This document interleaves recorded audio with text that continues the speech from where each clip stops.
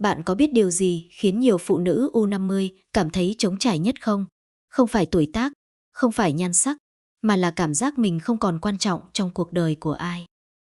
Khi những ồn ào của tuổi trẻ đã lùi xa, khi con cái trưởng thành, khi những mối quan hệ dần thưa thớt, khoảng lặng trong lòng họ trở nên rõ ràng hơn bao giờ hết. Và rồi, nếu một người đàn ông bước vào cuộc đời họ lúc này, điều họ thật sự cần không phải là những lời yêu vội vàng, mà là một điều sâu sắc hơn, bền bỉ hơn và cũng giản dị hơn rất nhiều. Thứ nhất, sự hiện diện chân thành. Ở tuổi này, phụ nữ không còn cần một người đàn ông xuất hiện thật rực rỡ, họ cần một người ở lại đủ lâu. Sự hiện diện chân thành không phải là những tin nhắn dày đặc hay những lời hứa hoa mỹ. Đó là cảm giác yên tâm khi biết rằng có một người thật sự lắng nghe mình, không vội vàng, không hời hợt. Đôi khi, họ chỉ muốn kể một câu chuyện rất nhỏ, một buổi chiều mưa, một cơn đau lưng thoáng qua, hay một kỷ niệm cũ chợt ùa về. Người đàn ông phù hợp không cần giải quyết mọi vấn đề, chỉ cần lắng nghe bằng sự kiên nhẫn và tôn trọng. Bởi với phụ nữ đã đi qua nửa đời, người được lắng nghe nghĩa là được thấu hiểu, và được thấu hiểu chính là cảm giác ấm áp nhất. Sự hiện diện chân thành còn là ở bên khi không có điều gì đặc biệt xảy ra. Không cần sự phô trương, chỉ là một cuộc trò chuyện bình thường, một buổi đi dạo chậm rãi, hay đơn giản là ngồi cạnh nhau trong im lặng mà vẫn thấy dễ chịu. Khi một người đàn ông có thể mang đến cảm giác bình yên như vậy, phụ nữ U50 sẽ không nhìn thấy anh ta như một lựa chọn, mà như một điểm tựa tinh thần. Bởi sau tất cả, điều họ tìm kiếm không phải là một người làm cuộc sống trở nên náo nhiệt hơn, mà là một người khiến trái tim họ được nghỉ ngơi. Thứ hai, sự tôn trọng. Phụ nữ U50 không cần được thương hại, họ cần được nhìn nhận đúng với giá trị thật của mình. Sau nửa đời, họ đã đi qua những vai trò khác nhau, làm con, làm vợ, làm mẹ, làm người gánh vác, có những hy sinh không ai thấy, có những nỗi đau họ tự mình vượt qua. Vì vậy, điều họ mong mỏi ở một người đàn ông không phải là sự che chở mang tính ban phát, mà là sự tôn trọng đến từ hiểu biết. Tôn trọng trước hết là không xem họ như một lựa chọn tạm thời, là sự nghiêm túc trong lời nói, trong cách cư xử, trong cả những điều nhỏ nhặt hàng ngày. Một người đàn ông thật sự tôn trọng, họ sẽ không áp đặt, không cố thay đổi họ, không coi thường cảm xúc hay kinh nghiệm sống của họ. Anh ta hiểu rằng, người phụ nữ trước mặt mình đã có một hành trình dài, và hành trình ấy đáng được lắng nghe. Tôn trọng còn là chấp nhận quá khứ của họ mà không phán xét. Ở tuổi này, ai cũng mang theo những ký ức, những vết xước, những lựa chọn từng đúng hoặc từng sai.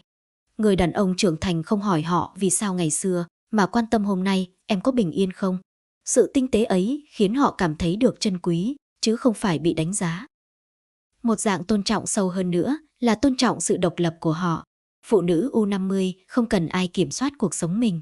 Họ cần một người đồng hành, không phải người dẫn đường, cũng không phải người cầm tay kéo đi.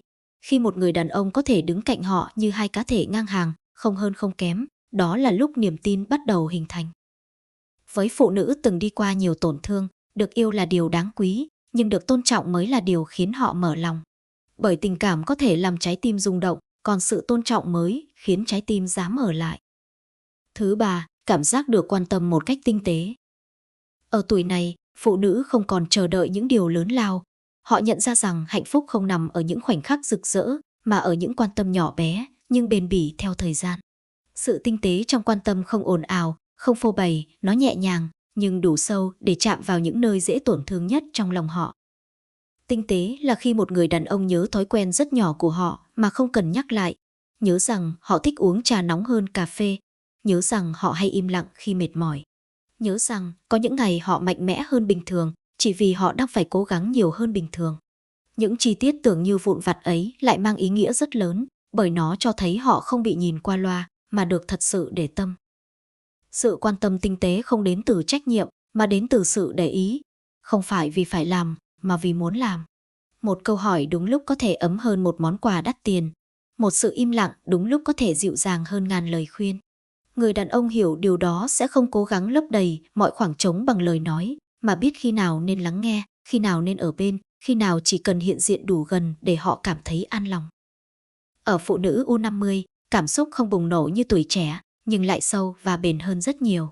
Họ không dễ rung động bởi sự nhiệt tình nhất thời, mà cảm động trước sự quan tâm lâu dài. Một sự quan tâm tinh tế là khi họ nhận ra có người nhìn thấy những điều họ chưa từng nói ra. Nhìn thấy sự mệt mỏi phía sau nụ cười, nhìn thấy nỗi cô đơn phía sau vẻ bình thản, và nhẹ nhàng chạm đến, không làm họ phải phòng bị. Điều đặc biệt là phụ nữ từng đi qua nhiều thăng trầm rất nhạy cảm với sự giả tạo. Họ phân biệt được sự quan tâm chân thành và sự quan tâm vì mục đích. Vì thế, tinh tế không phải là kỹ năng, mà là thái độ của trái tim. Khi sự quan tâm xuất phát từ sự trân trọng thật sự, nó không cần phô diễn, nó tự nhiên và ấm áp như hơi ấm lan tỏa trong một căn phòng yên tĩnh. Với họ, được quan tâm không có nghĩa là được chăm sóc như một người yếu đuối, mà là được đối xử như một người quan trọng. Một người mà sự vui buồn của họ có ý nghĩa với ai đó. Một người mà sự hiện diện của họ không bị xem là hiển nhiên. Và khi một người đàn ông có thể quan tâm theo cách tinh tế như vậy, phụ nữ U50 không cảm thấy mình đang được theo đuổi, mà cảm thấy mình đang được thấu hiểu. Không phải được làm cho hạnh phúc, mà được ở trong một sự ấm áp, khiến họ không còn thấy trống trải nữa. Bởi đôi khi, điều chữa lành trái tim không phải là những điều lớn lao, mà là sự dịu dàng được đặt đúng chỗ. Thứ tư, sự trưởng thành trong cảm xúc. Sau nhiều năm đi qua đủ cung bậc của cuộc đời, phụ nữ U50 không còn tìm kiếm những cảm xúc mãnh liệt đến rồi đi nhanh chóng.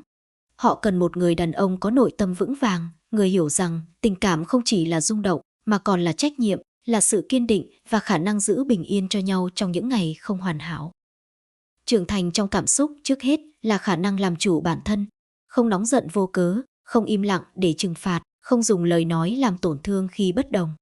Một người đàn ông như vậy hiểu rằng mỗi lời nói đều có sức nặng, mỗi thái độ đều để lại dấu vết.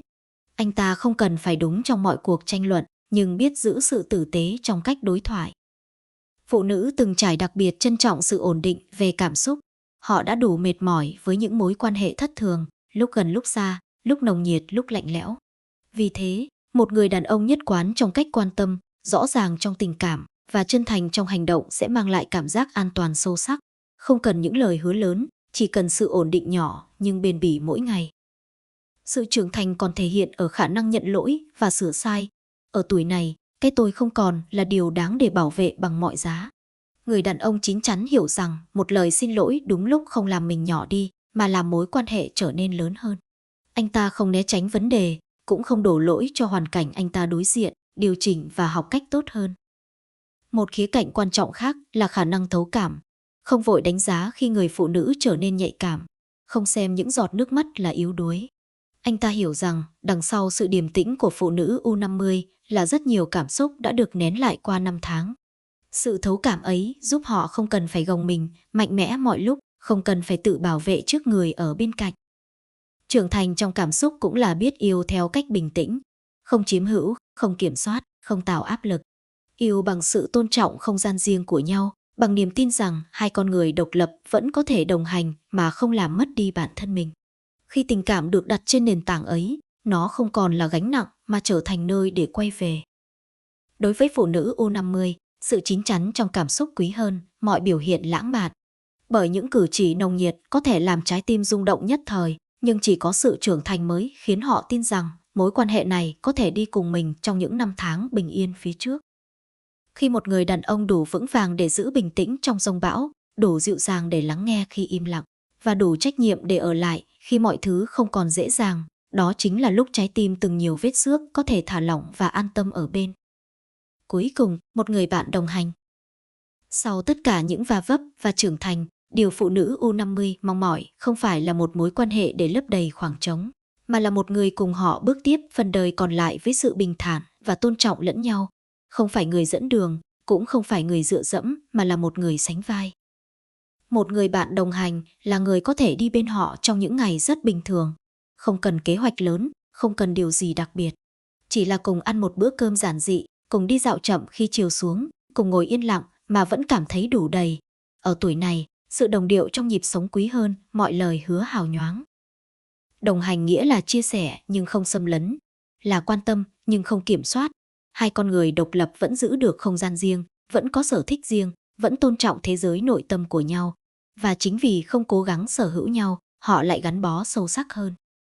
Một người bạn đồng hành cũng là người có thể cùng họ đối diện với thực tế của tuổi tác. Những thay đổi của cơ thể, những nỗi lo về sức khỏe, những lúc năng lượng không còn như trước, khi có một người ở bên không né tránh, không sợ hãi, mà bình thản cùng họ đi qua, cảm giác cô đơn sẽ dần tan đi. Ở phụ nữ từng trải, tình yêu không còn là đích đến, mà là hành trình. Và họ chỉ muốn đi hành trình đó với một người biết giữ nhịp bước vừa phải, không quá nhanh để họ phải đuổi theo, không quá chậm để họ phải chờ đợi. Người bạn đồng hành đúng nghĩa không làm cuộc sống của họ thay đổi ồn ào. Anh ta chỉ khiến những ngày bình thường trở nên ấm áp hơn, khiến những lo toan trở nên nhẹ hơn, khiến khoảng lặng không còn là cô đơn mà là sự an yên có người sẻ chia. Và khi có một người như thế xuất hiện, phụ nữ U50 không cảm thấy mình đang bắt đầu lại, mà cảm thấy mình cuối cùng cũng tìm được một nơi để bình thản đi tiếp. Phụ nữ U50 cô đơn không tìm kiếm phép màu.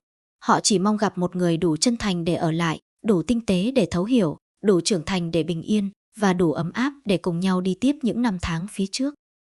Tình yêu ở tuổi này không ồn ào nhưng sâu, không vội vã nhưng bền. Và khi nó đến đúng cách, trái tim từng đi qua, nhiều giông bão sẽ không còn phải gồng mình mạnh mẽ nữa. Nếu bạn đang xem video này và hiểu những điều vừa nghe, hãy trân trọng người phụ nữ bên cạnh mình khi còn có thể. Còn nếu bạn là người phụ nữ đã đi qua nửa đời, mong rằng bạn sẽ gặp được một người khiến bạn thấy bình yên khi ở cạnh. Nếu bạn đồng cảm với chia sẻ này, hãy để lại một bình luận bình yên. Nhấn thích và đăng ký kênh để không bỏ lỡ những câu chuyện chạm đến trái tim. Và nếu bạn biết ai đó cần nghe điều này, hãy gửi video cho họ.